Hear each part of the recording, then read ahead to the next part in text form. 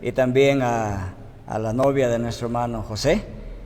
José es médico, trabaja en Trujillo, es hijo de Noemí, sobrino de Esther, y Juan Manuel es ingeniero de software, trabaja también en Trujillo. Bienvenidos juntos todos ustedes a esta congregación en esta mañana, y así también a todos ustedes bienvenidos a este servicio de adoración.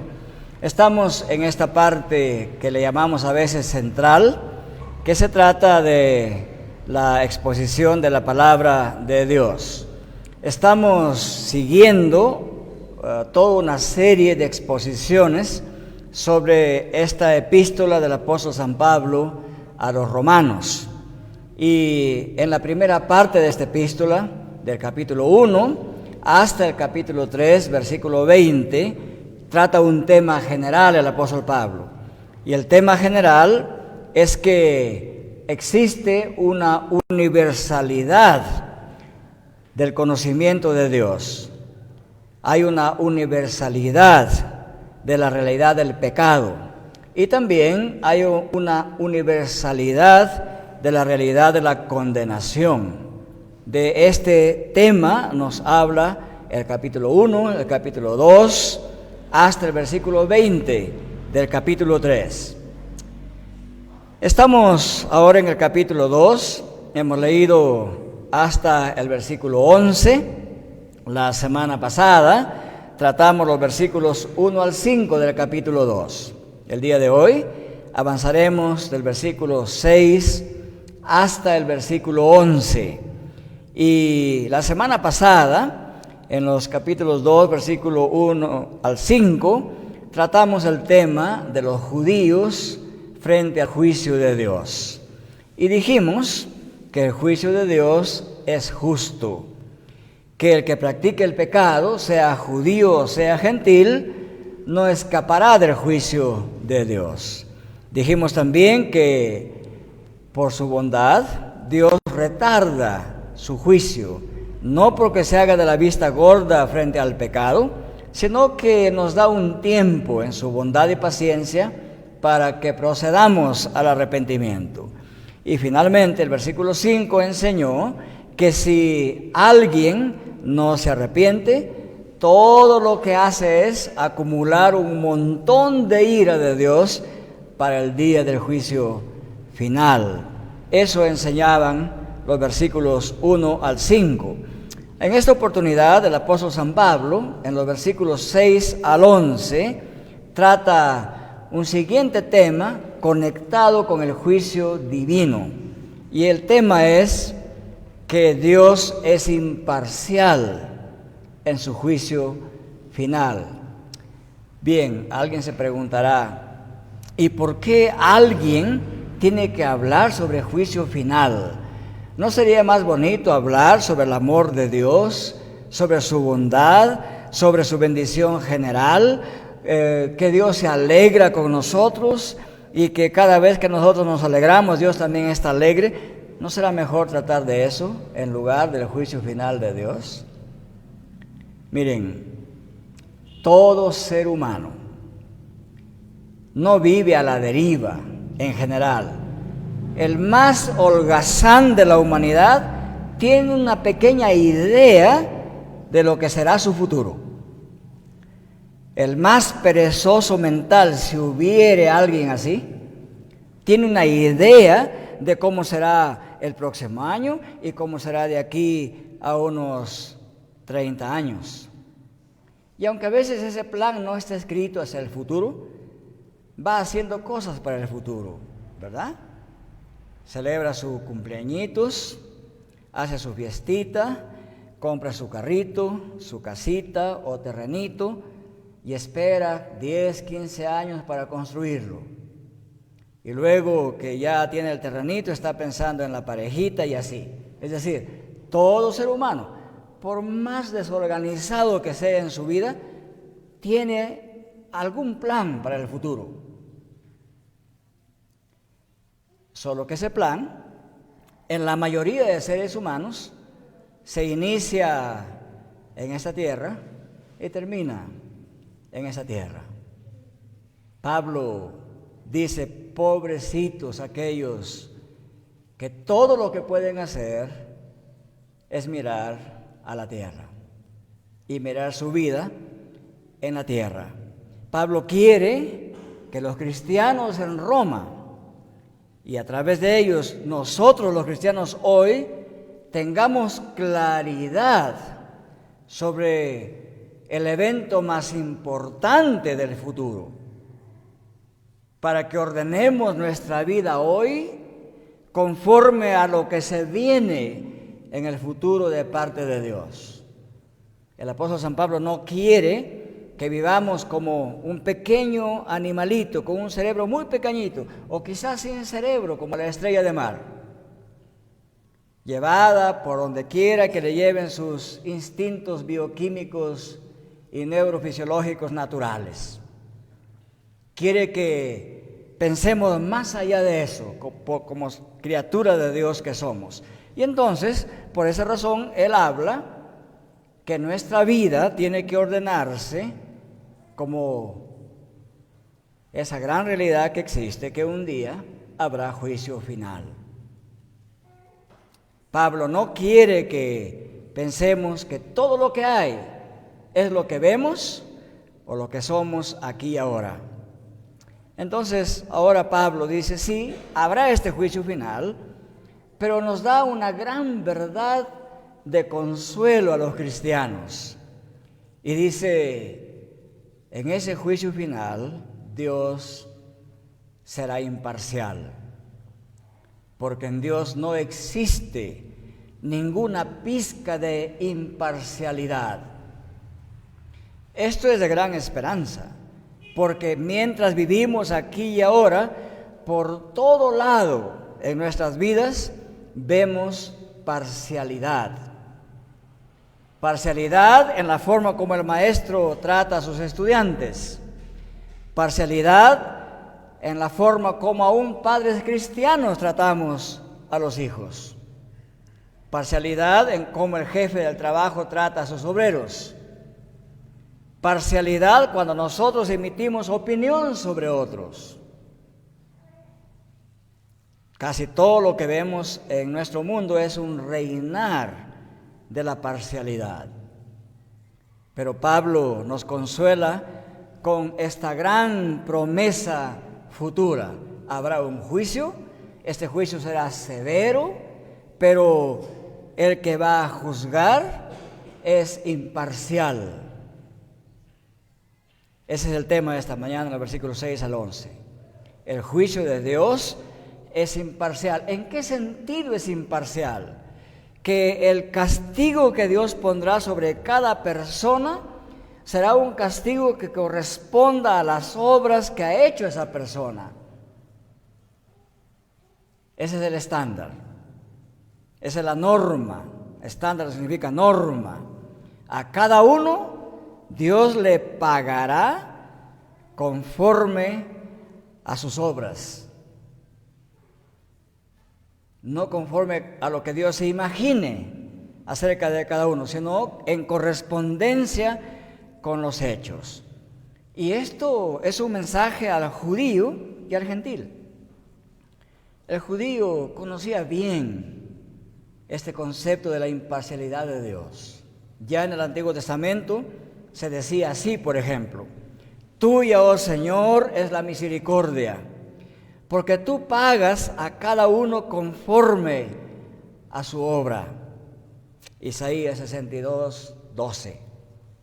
También el profeta Oseas decía al pueblo de Dios: pleito tiene Jehová con Judá para castigar a Israel conforme a sus caminos.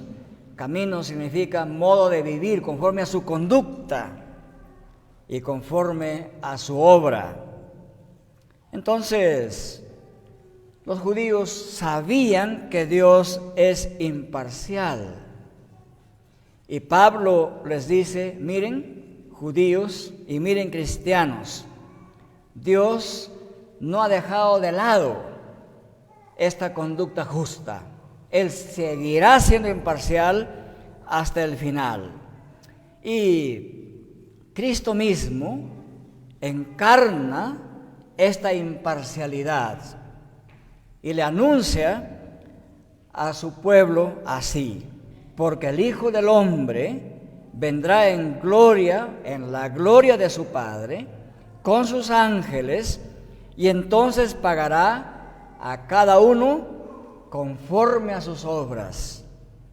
Dios es imparcial, Jesucristo también será imparcial, como el juez que dará el veredicto final a cada uno según sus obras.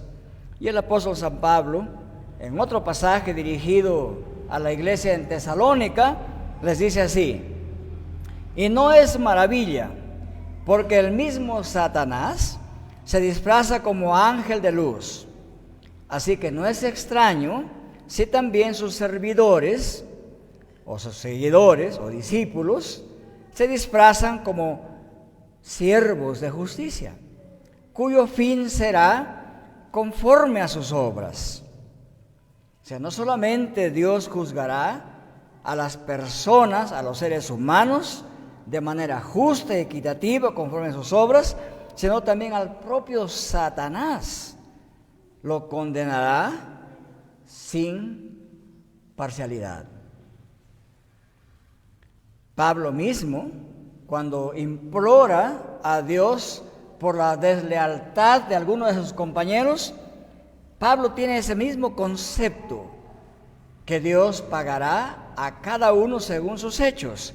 Y habría un compañero de Pablo que se llamaba Alejandro el Calderero, y de él dice Pablo así: Alejandro el Calderero me ha causado muchos males. El Señor le pague conforme a sus hechos.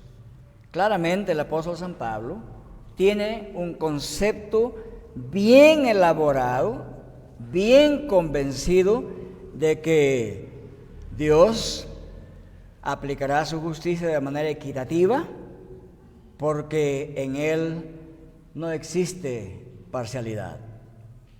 Eso enseña el versículo 6. ¿Qué enseñan los versículos 7 y 8 del capítulo 2 de Romanos? Dice así: por un lado, a quienes por su perseverancia en bien hacer buscan gloria y honra e inmortalidad, Él pagará con la vida eterna.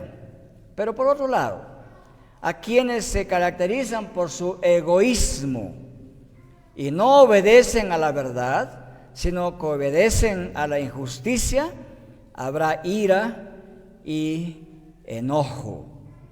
Aquí Pablo habla de quienes de manera perseverante practican el bien o las buenas obras, de quienes en forma sistemática y perseverante en el tiempo buscan gloria, honra e inmortalidad.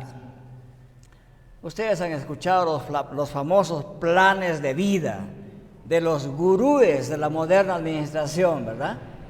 Andan vendiendo estas ideas. Dicen: miren, la razón por que ustedes están hasta las patas, como se dice vulgarmente, es porque no tienen un plan de vida. Tienen que hacerse un plan de vida. ¿Cómo se ve de aquí a 10 años? ¿Cuántos carros quiere tener de aquí a 10 años? ¿Cuántas casas? ¿Cuántos millones en el banco? Etcétera. Es decir, un plan de vida que empieza aquí y termina aquí. Pero el apóstol Pablo nos dice: si han de tener un plan de vida, ustedes tienen que perseverar en ese plan de vida. Y el plan de vida debe estar centrado en hacer el bien. Y no solamente eso, sino que proyectándose al futuro, tengan una clara búsqueda de gloria, honra e inmortalidad.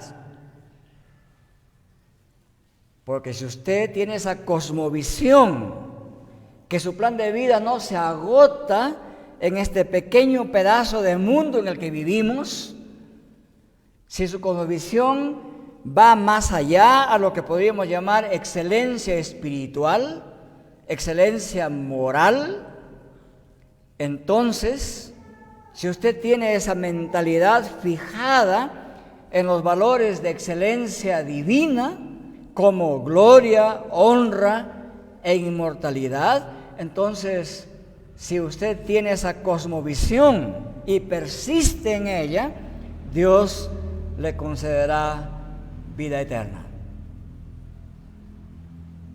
Sería triste y sería una verdadera desgracia si el creyente se propusiera un plan de vida que solamente termine en este pedazo de mundo en que vivimos. Sería una verdadera hecatombe moral si un creyente solamente fijara todo su ser, toda su esperanza en este pedazo de mundo en el que vivimos. Entonces, Pablo divide aquí a la humanidad en dos grandes grupos. Aquellos que, por su perseverancia en el bien hacer, buscan gloria, honra e inmortalidad, Dios les dará la vida eterna. No serán condenados en el juicio.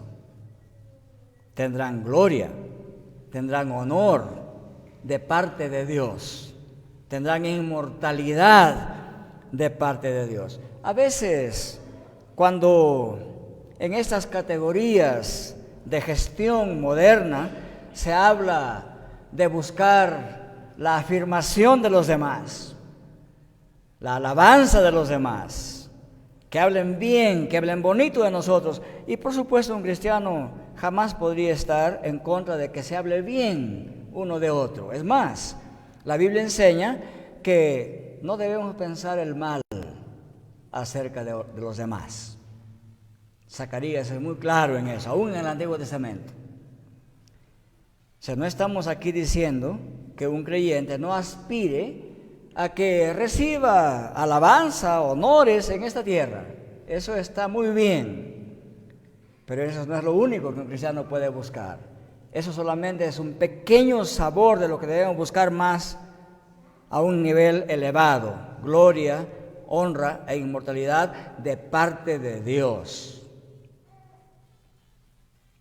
Pero hay otro grupo, el grupo de gente que se caracteriza por su egoísmo, porque no obedecen a la verdad. Aquí la verdad es la verdad revelada en la palabra de Dios, sino que obedecen a la injusticia, es decir, a la práctica de lo malo y de la maldad.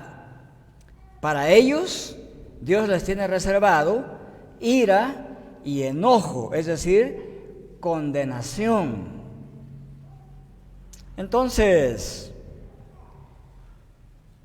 esto nos lleva a pensar, queridos hermanos, que no es suficiente tener los signos externos de cristianos. ¿Qué quiero decir con esto? No es suficiente decir, bueno, yo soy bautizado. Cuando tuve tal edad hice mi profesión de fe. Participo en los servicios de adoración. Leo la Biblia. Conozco los catecismos. Participo en la cena del Señor. Hago mi devocional diario. Todo eso es necesario hacer. Y ningún cristiano podría dejar de hacer eso. Todo eso es necesario, pero no es suficiente. ¿Qué es lo suficiente entonces? Lo suficiente es obedecer a la verdad, poner en práctica la verdad de Dios, poner en práctica las verdades del Evangelio de Cristo. Esto es lo que Pablo exige de sus iglesias. Cuando escribe a la iglesia de Filipos, les dice así: solamente una cosa quiero de ustedes, que vivan su vida como es digno del Evangelio de Cristo. Y Pablo, cuando se dirige a los judíos, dice: somos judíos, somos hijos de Abraham, somos herederos de una rica tradición religiosa, somos pueblo del pacto, somos pueblo de la promesa. No somos como los gentiles ignorantes que no tuvieron ley de Dios. Nosotros tenemos un tremendo privilegio, signos externos de que somos hijos de Dios. Y Pablo dice, ¿saben qué? Todo eso es verdad, pero no basta, no es suficiente. Y dice así Pablo, pues en verdad, hablando de los signos externos, la circuncisión aprovecha si cumples la ley. Pero si eres transgresor de la ley, tu circuncisión viene a ser incircuncisión. Si pues el incircunciso guardare las ordenanzas de la ley, ¿no será tenida su incircuncisión como circuncisión? Y el que físicamente es incircunciso, pero guarda perfectamente la ley, te condenará a ti, judío, que con la letra de la ley y con la circuncisión eres transgresor de la ley.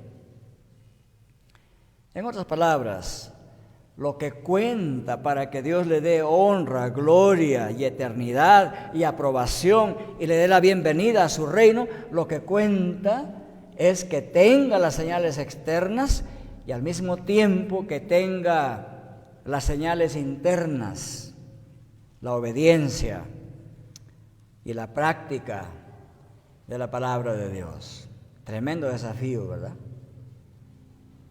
Yo estoy bien seguro que al entender esto con claridad, va a tener un inmenso peso en la conciencia cada día, en cada cristiano.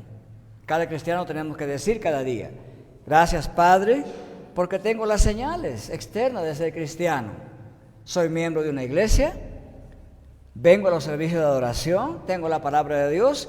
Gracias Padre, porque tengo esos medios externos, medios de gracia. Y al mismo tiempo gracias porque me ayudas a obedecer y a cumplir con tu palabra, porque ambas cosas son necesarias y suficientes. Eso nos enseñan los versículos 7 y 8. Los versículos 9 y 10 de Romanos 2. Habrá tribulación y angustia, y voy a leer en una traducción literal. Habrá tribulación y angustia para el alma de todo hombre o persona que hace lo malo. Para el judío primero y después para el griego. Pero habrá gloria, honra y paz para todo el que hace lo bueno. Para el judío primero y después para el griego. Habla aquí Pablo en futuro. Habrá, otra vez, se refiere al juicio final. Y Pablo quiere que la mente de todos los cristianos en Roma, y a través de ellos también nuestra mente, siempre tenga los pies bien plantados en esta tierra y al mismo tiempo toda su perspectiva de vida bien plantada en el reino de Dios, en el cielo, en las cosas divinas.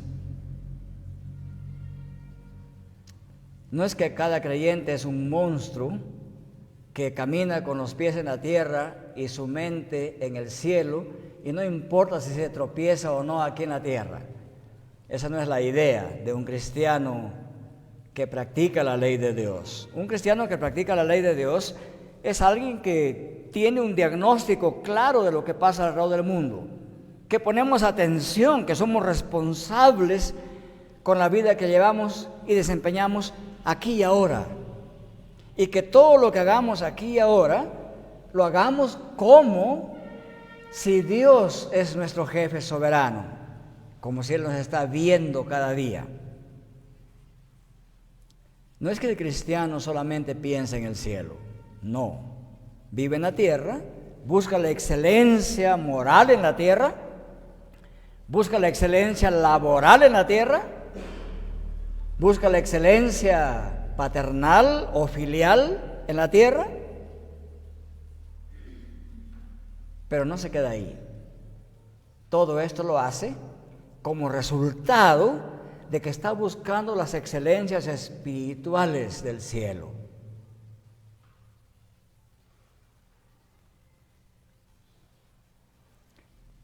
¿Por qué? Porque la tierra no es todo lo que hay. Lo temporal no es todo lo que hay.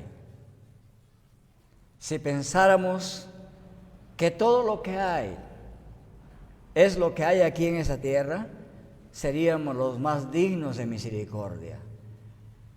¿No seríamos mejores que el gusanito pequeño que camina por todo lado? ¿No seríamos superiores a la cucaracha, al piojo, a la pulga?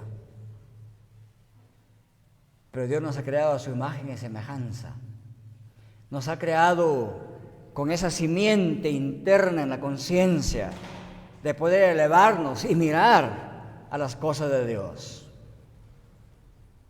Nos ha hecho seres superiores, corona de su creación.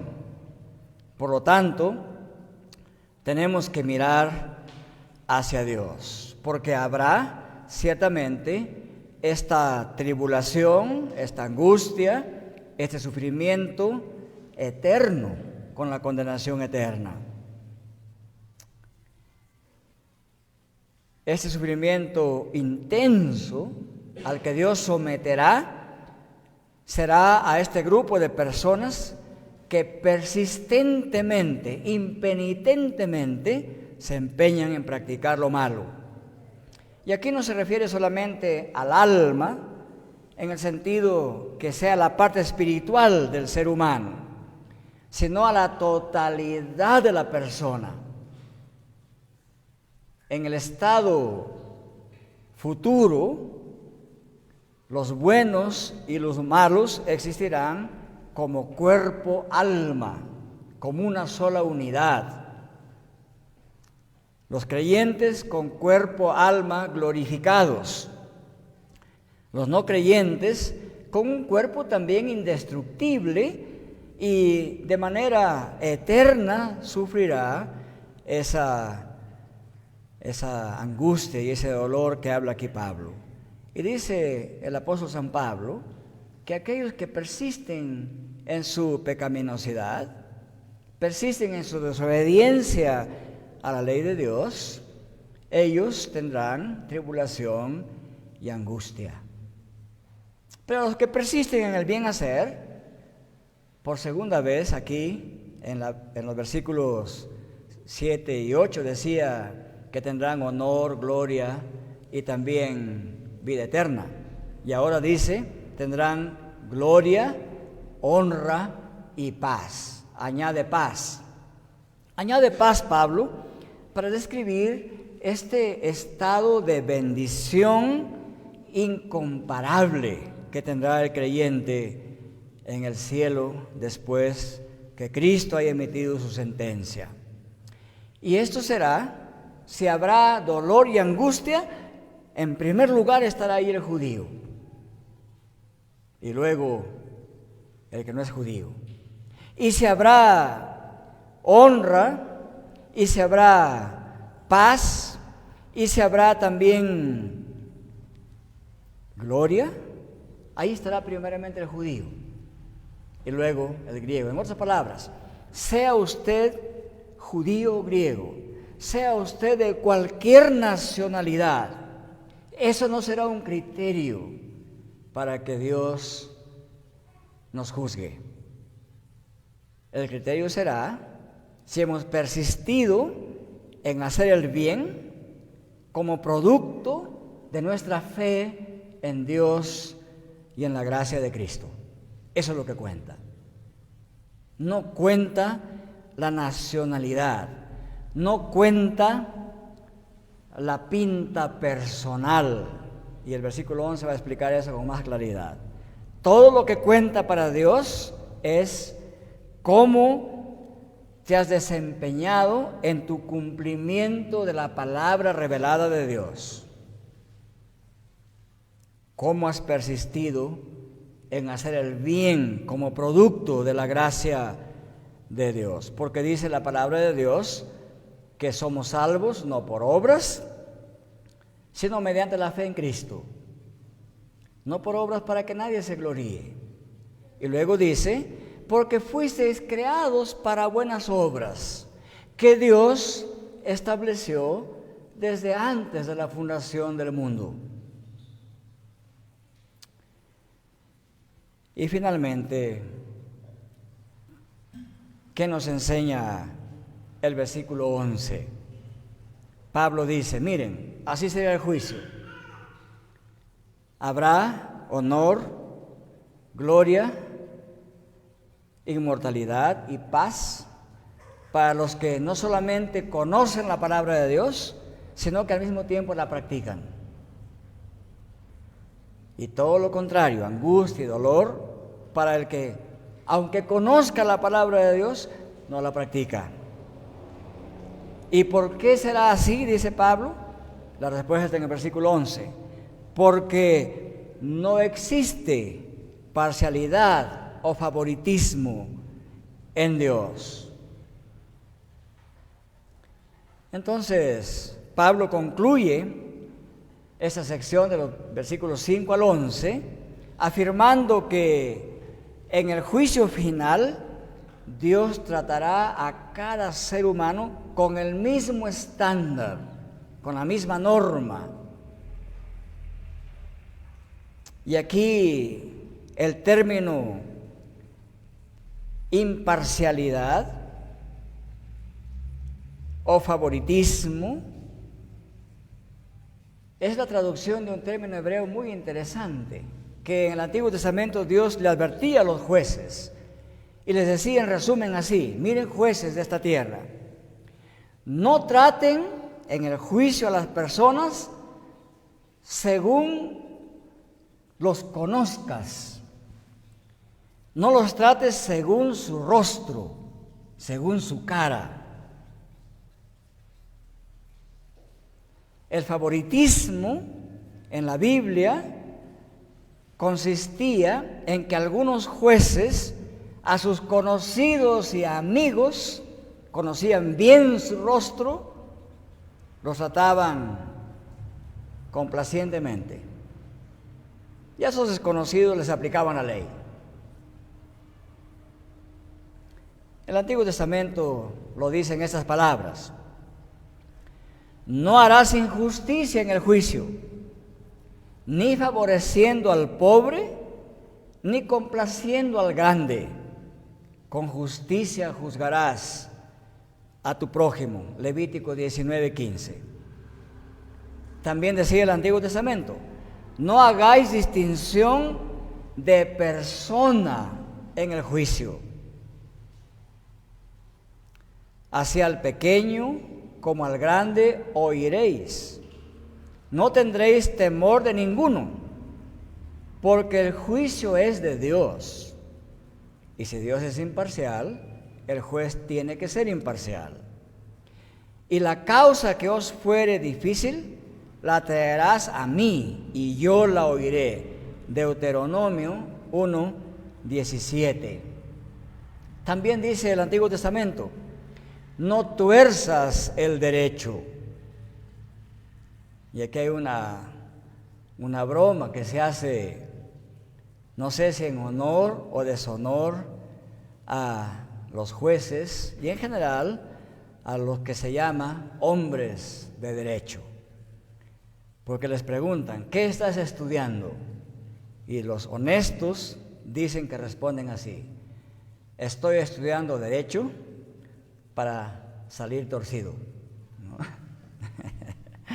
Bueno, eso no siempre es así, ¿verdad?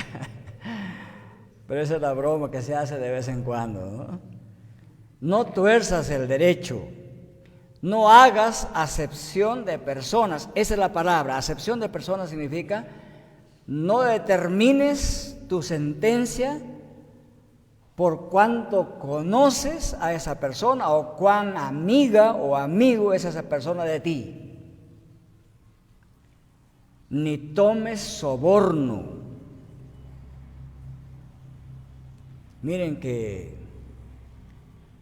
esta palabra ha sido escrita por Moisés, probablemente 1200 años antes de Cristo. Y ya también los jueces en ese tiempo recibían sobornos. Soborno es eso que hemos visto en los últimos días en nuestro país. Yo te doy un conjunto de joyas muy costosas y tú me entregas un gran presupuesto para mi región. Eso es soborno. Recibir dinero o cosas a cambio de otorgar dinero o cosas más grandes. Y el Antiguo Testamento prohíbe eso. Dios prohíbe eso. Puede ser que todos los sobornados en este país, y puede ser que todos los sobornadores se salgan con la suya en este país. Es posible que eso suceda. Pero a Dios no le gusta eso. En el juicio, Dios no recibirá soborno. No hay millones de kilos de Rolex, ni oro, ni diamantes, ni rubí que le impresionen a nuestro Dios. No hay cantidad de tesoros de este universo que es creado por Dios que rompan la mano de Dios o que tuerzan su pensamiento o justicia, porque Él es dueño de todo. Él ha creado todo.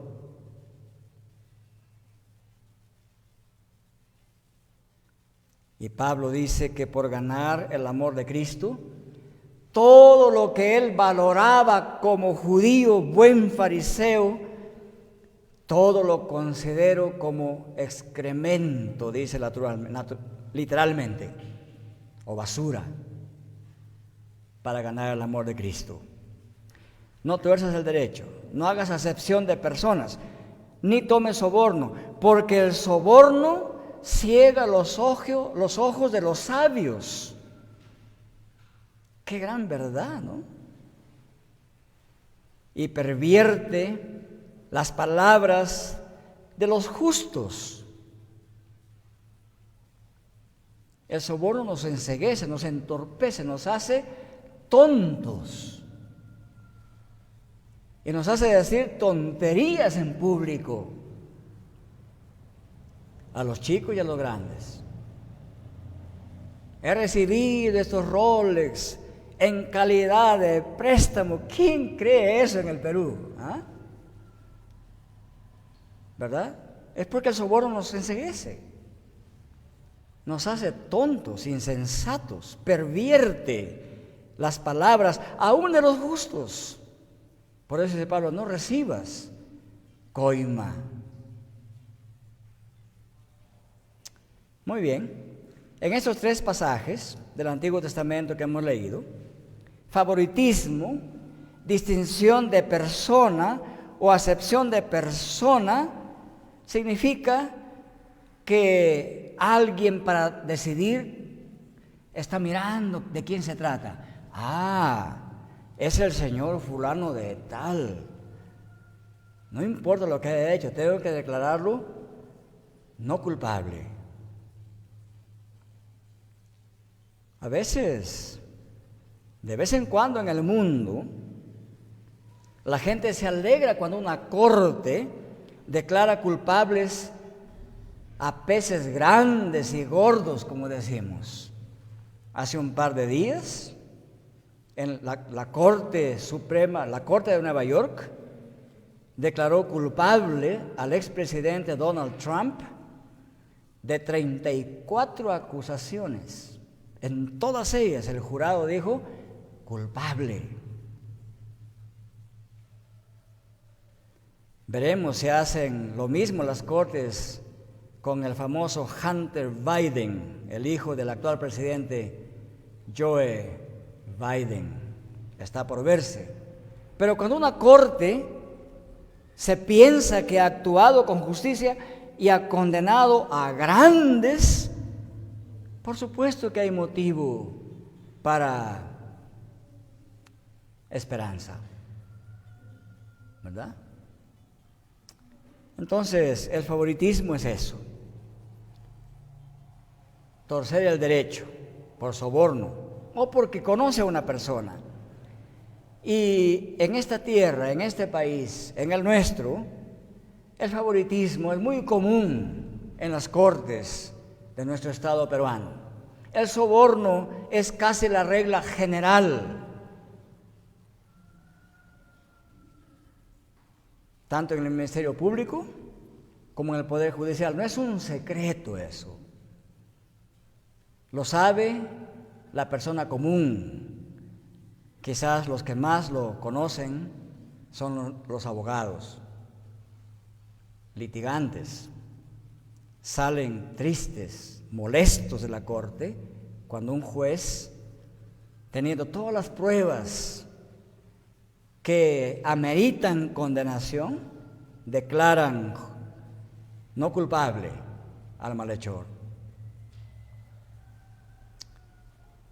Pero el apóstol Pablo quiere elevar nuestra mente más allá de la injusticia de este mundo.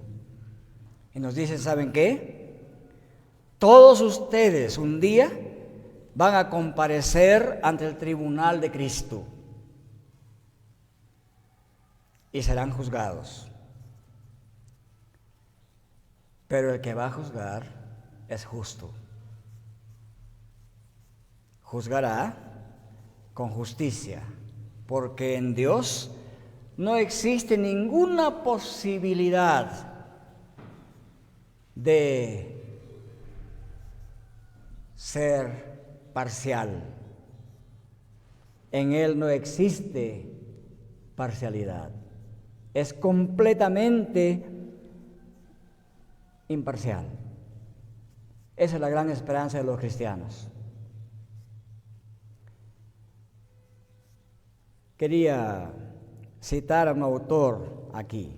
Dice así: la justificación por la fe le garantiza al creyente en esta vida la bendición de Dios, y en el momento del juicio le garantiza la absolución final y la bienvenida a un estado de bendición eterna. Si queremos enfrentar este juicio final de Dios, frente a este juez imparcial que pagará a cada uno según sus obras, como eso va a ser así, hermanos, revisemos nuestras obras. Estamos advertidos con muchísimo tiempo de anticipación. No sé cuántos años le falte a usted en esta tierra. Algunos quizás le faltarán 30 o 40 años o 100 años más quizás. Bueno, yo no creo que a mí me falten unos 5 años más, no lo sé, ¿verdad? Pero estamos bien advertidos. Si nos presentamos ante el tribunal de Cristo, justificados en Cristo, tenemos la seguridad que la sentencia final será: venid a mí, benditos de mi Padre, heredad el reino preparado para vosotros. Y estamos bien seguros también que si partimos de esta tierra sin ser creyentes en Cristo Jesús, la sentencia final también será clara: apartados de mí, malditos al fuego eterno. Ya lo sabemos por anticipado. Por lo tanto, ordenemos nuestra vida, nuestra fe, nuestras acciones a la luz de esta verdad. Crisóstomo, un gran predicador de los primeros siglos de la iglesia cristiana, dijo así: Dios no muestra parcialidad hacia las personas, juzga las acciones. Pablo dice que los judíos diferían de los gentiles, no en sus acciones, sino solo en sus personas. Pero no es por esta razón que uno es honrado y el otro deshonrado. es de sus obras que el honor o la desgracia vendrán. Hermanos, que Dios nos fortalezca, que nos dé esa estamina, en castellano decimos, que nos dé esa fortaleza moral interna para persistir en el bien hacer, en hacer todo lo que es digno del Evangelio de Cristo. Si alguno de ustedes aquí, si alguno de nosotros aquí, sabe que tiene que arreglar cuentas con Dios, más le vale hacerlo a tiempo, ahora. No diga, de aquí a 10 años lo haré. Usted no sabe si vivirá 10 años más. Yo no sé si viviré 10 años más. Por eso se dice que una vez Martín Lutero dijo así: vivan y ordenen su vida como si mañana van a morir. Vivan y ordenen su vida como si nunca van a morir. Que el Señor bendiga su palabra. Oremos.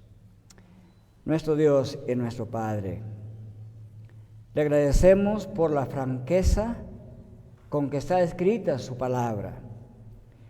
Le agradecemos por la claridad con la que Pablo escribió esa sección del capítulo 2 de Romanos. Le agradecemos por su amorosa advertencia. No tenemos que adivinar cómo es usted y cómo será en el futuro, porque Cristo es el mismo ayer, hoy y por los siglos. Le agradecemos por advertirnos a tiempo. Padre, aumente nuestra fe, fortalezca nuestra fe, no solamente para creer su palabra, fortalezca nuestras conciencias, nuestros interiores, para vivir conforme a su palabra. Le agradecemos porque en Cristo Jesús encontramos justificación. Le agradecemos porque su Espíritu Santo nos santifica cada día, nos ayuda cada día a vivir con excelencia moral y espiritual. Y le agradecemos, Padre, porque nos ofrece honra, gloria, paz e inmortalidad.